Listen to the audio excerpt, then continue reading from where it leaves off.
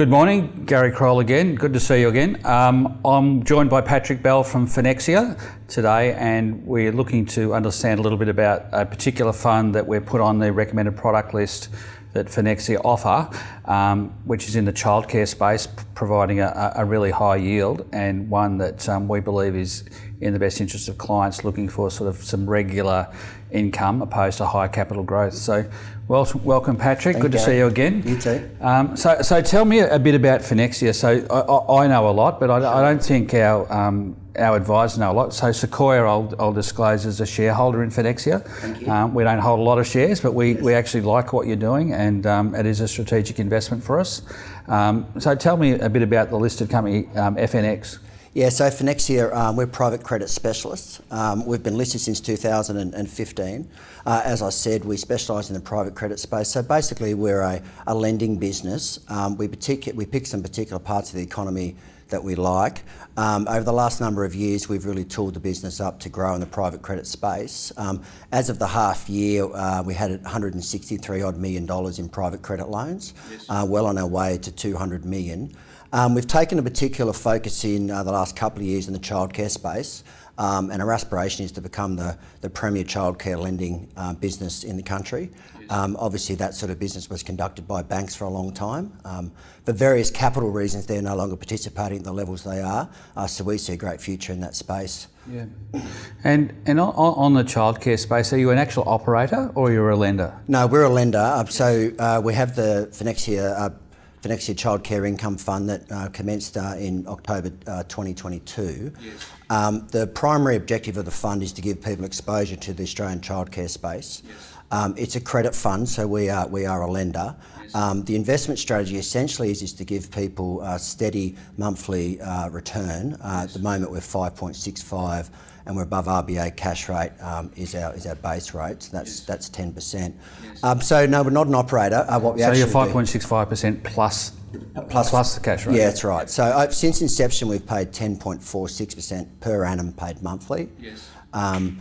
And what we basically do is provide loan facilities for childcare operators to open up, expand, grow their childcare businesses. Yeah.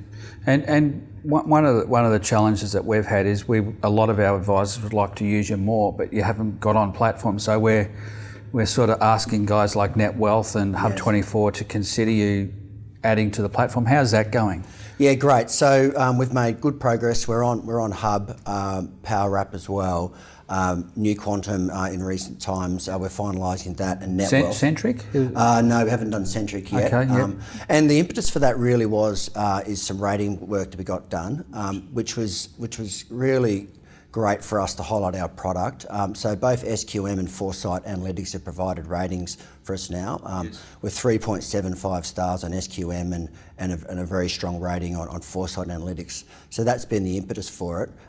Already through a number of dealer groups, we've had some really great interest and some inflows of capital. To date, we've funded our loan business, and in childcare space, our loans are approaching 80 million at the moment. We've funded that primarily through high net worths and our network of people, and they've either invested into our fund or lent money to Creative Capital to do that, which is one of our subsidiaries. So the next phase for us is to use those platforms to raise some capital, Gary. Excellent. And am I right in thinking the unit price basically stays at $1, and then you're distributing all of the income less your fees? Exactly right, yeah. Yep, so there's no fees that we collect in terms of the fund. So we charge our borrowers an interest rate, and then we on-pay our investors, as I said, 10% at the moment.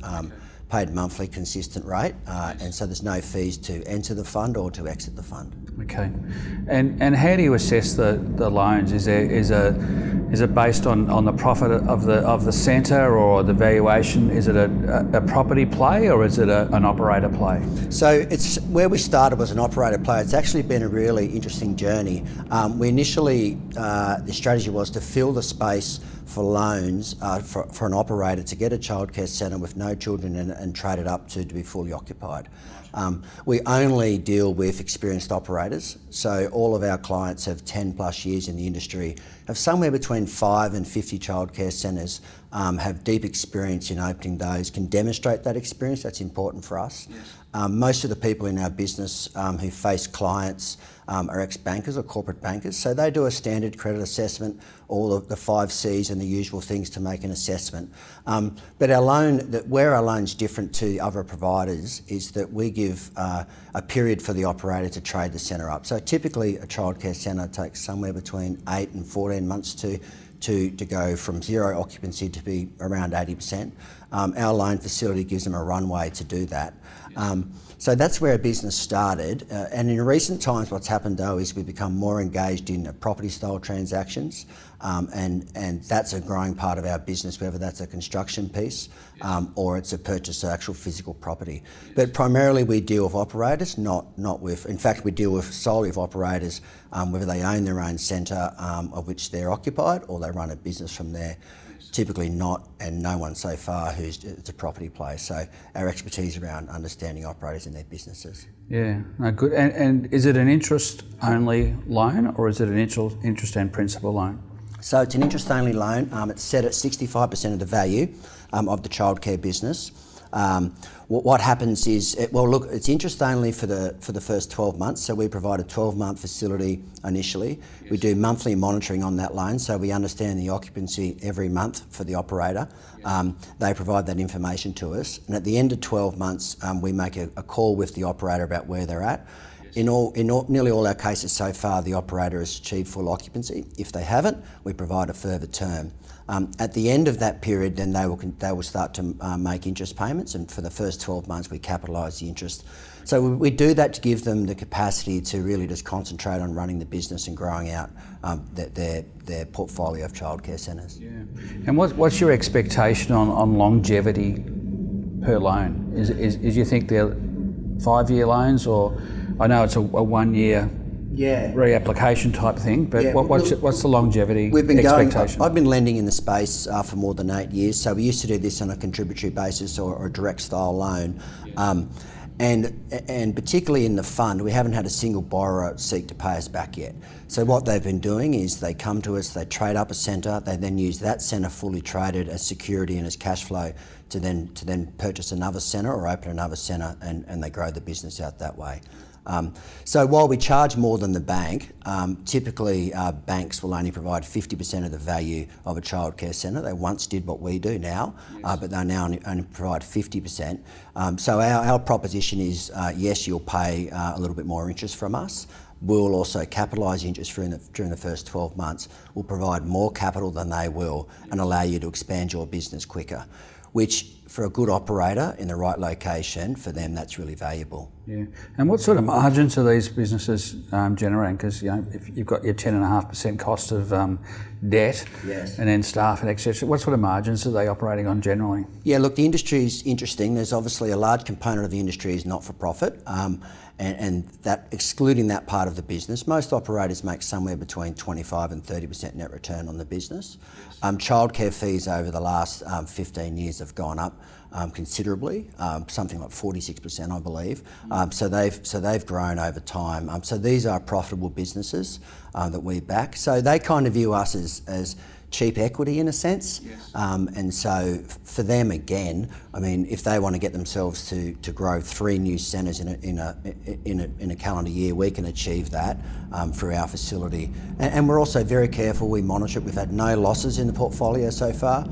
We have a strict process of monitoring the loans. Our business is lending, so that's what we're focused on getting right. Yeah. And if you were to suffer a capital loss, how would that impact? Was it come off the unit price, or do you have a reserve pool, or how does that impact an investor? Yeah, so Finexia has a private credit business that sits outside of our childcare business. So primarily we deal with it in that way. Yeah. Also, given the low gearing we're at the moment the portfolio across is geared into sort of the mid 50%, so a 55% LVR at the moment. So there's considerable capacity to continue to pay the return and have some challenges with our borrowers. We haven't had any, but it's not to say that you won't. Sometimes you lend money and you've got to work harder to get it back.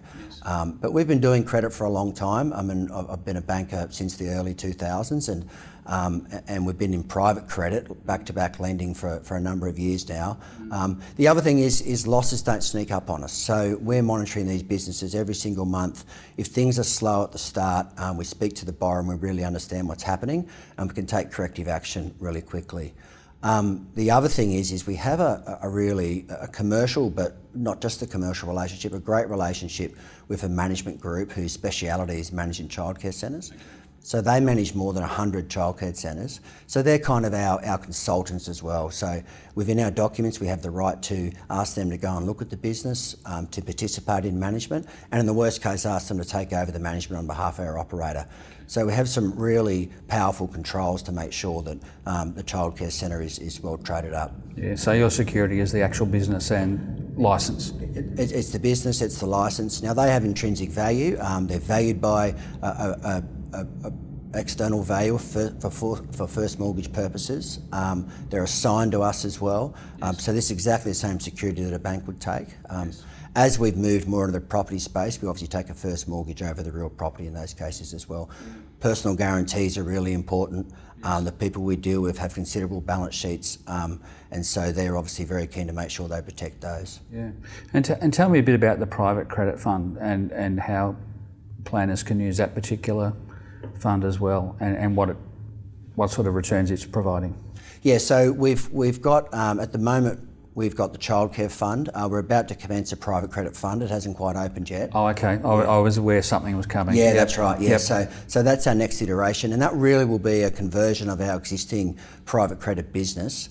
So we have a couple of parts of our business. We do childcare. We also do what I call sort of standard or typical private credit. So that's first mortgage lending against property, really with an eye to the exit. That's most of what that part of the business is. And we also have security-backed lending business, which is lending against stock, ASX-listed stock as well. That's another part of our business. Yeah, so tell me how that works. I actually got an email offering my stock in Sequoia to be able to lend again, which I was really surprised that you go down that low on the market cap. So how does the stock lending facility work? So look, we really have an eye to the stock itself as security, and we provide a margin against that, and we have a lending facility available of capital that allows us to lend up to about 60% LVR depending on the stock. We don't really have an eye to purpose. We keep gearing modest in that facility, but it allows insiders especially to gear up their stock for various purposes. So it's a growing book. It's a good part of our business, and it's also it's another business where every day of the week we can see how it's tracking, take action where we need to protect the book. Okay, and is that something a financial planner could invest in for their clients, or is that's Finexia, the listed company, that's providing that facility? Yeah, that's what it is. It's a direct facility to individuals or to corporates to be able to do that. Yeah, yes. Yeah. So if I put my stock up in Sequoia and wanted to borrow 10% of the net value, what sort of rate would I get charged? Yeah, it depends, like it always does, but people like me always say that. Yes. But you'd be looking up somewhere in the low teens for that style of facility, depending on the LVR, depending on how much you want. Yes. We turn these things around very quickly though. Within a week, people have the funds back, so they find that very useful. It's a small and growing part of our business, but it's definitely something that we're going to do some more of in the future. And is it you take security on that stock as the... Okay. And a personal guarantee. Yep. And is there an interest payment requirement, or is it capitalised? So capitalised. So typically we'll lend at a gearing level that allows us to capitalise the interest. Yes. And we monitor that, and then at the appropriate moment you would sell your stock, pay us back, and move on with your life. Yes. Yeah. So you could just put a portion of your stock, not your whole holding. So. And that's typically what we do. Yes. Yeah. We do it on a conservative basis.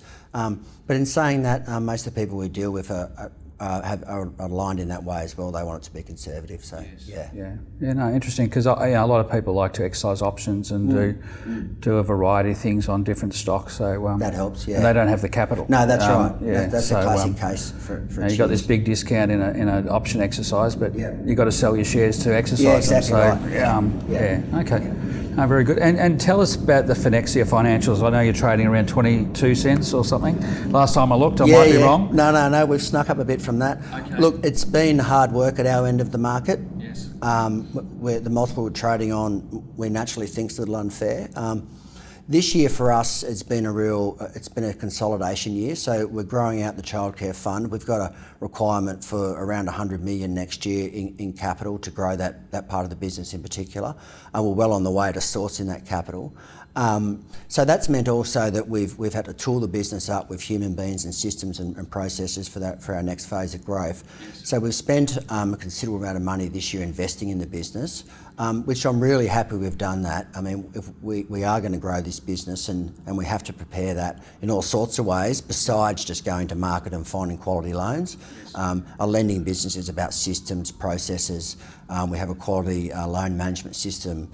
And a lot of other pieces that we've put in place now to grow the business. So from a company viewpoint, it's been a year of consolidation and some higher expenditure. We've now got almost a national distribution base in terms of our product. We've got someone located in WA, someone here in Melbourne, a resource in Sydney, and then 2 in Queensland at the moment as well. So we're building out a sales force across the business, which has some cost as well. Yeah. So you'd consider yourself a growth stock, an emerging growth stock, opposed to an income play at the FNX level. But at some stage you'll look to pivot to dividends? Look, we paid an inaugural dividend last year, and we paid one to the half year. We'll continue to do that where it makes sense for the business. In those years where we're doing what we are now, which is consolidate and grow the business, we'll be sensible about that. Yes. But we're also an income business, right? And all our products are income products. So our shareholders at some point would like to share in that as well. So we see that as important in the future. Yeah. One of the reasons I invested was obviously a few reasons, but one is it's a lot of skin in the game from the executive. So what does the executive team own in the business? Yeah, so insiders are around 25% of the business, employees, and so that's a reasonable amount. And we have a very loyal shareholder base who have been with us for a number of years. That's been one of the challenges of getting the stock price to move as well. There hasn't been mass amounts of sellers. They believe in the long-term story. And as we pivot again to repeat, as we pivot to childcare and that lending space, we can really see that as something that's very easy for people to understand. There's great tailwinds in that industry and all sorts of things that make great sense for a lending business to be involved. So we can see some additional multiplier effect of what comes from the back of that industry. Yes. A number of the planners have got wholesale clients that would be potentially open to like a con note or those type of instruments to help you grow. Is that something that the company would consider to sort of do any joint venture type arrangements or even issue stock in the head company for capital? Yeah, last year we had the shareholders approve, last year had shareholders approve such a con note, that sort of instrument. We're considering that all the time. It's an opportunity for us to grow the business. And we would use that to invest in the business and also to help us grow the lending book as well. So it's something we're considering, but nothing to say at this point on that. Yep. So the most common thing is issuing new units in the Childcare Trust. Yeah, that's right. To grow. Yes. And is there enough childcare centres out there looking for debt to, do you get to a point where you've got too much money and not enough deployment? Yeah, look, it's I'll probably take sort of half a marching pace backwards there and just describe the industry a little bit. So in this last generation, there's been a profound change in the social dynamic of this country around childcare.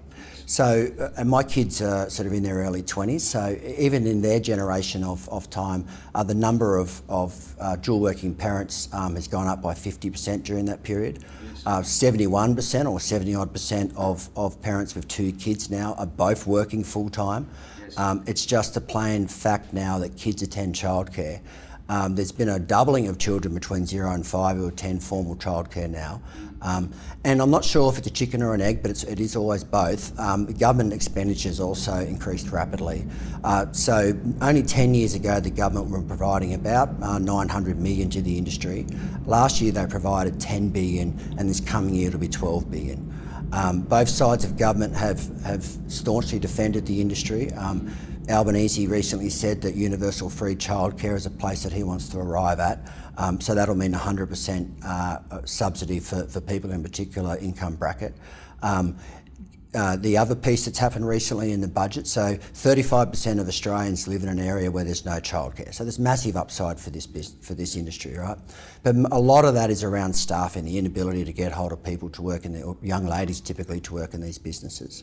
In the recent budget, the government have flagged a similar arrangement as they've done for aged care. Last year they did that.